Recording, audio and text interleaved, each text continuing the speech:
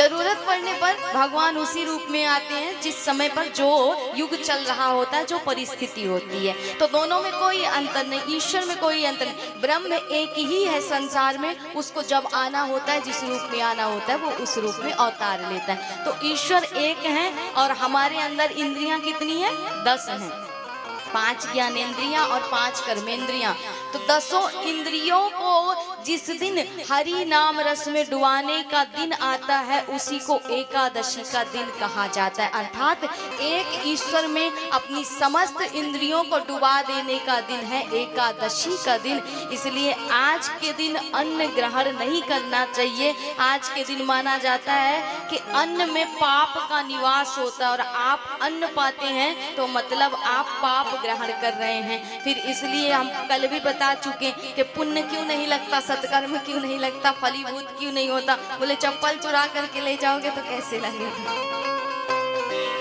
इसीलिए तो पाप बढ़ता है ना महाराज, और वो फलीभूत नहीं होता।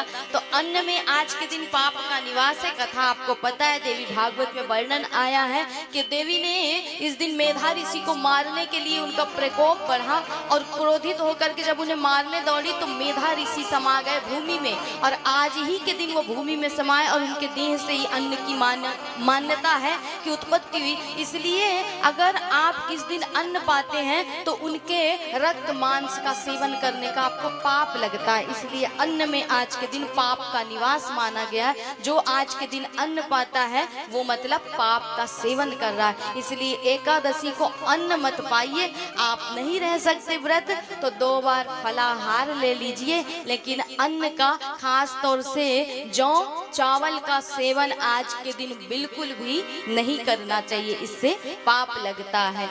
तो अब व्रत नहीं है ना? नहीं है? हैं जो है वो तो बेचारे नहीं बोल पाएंगे, लेकिन जो नहीं है वो जब हम पूछें तो जोर से बोलिएगा महाराज। तो ये सुंदर कथा जिसे हम सुनने के लिए यहाँ पर बैठे हुए हैं, तो ये कथा किससे मिलती है?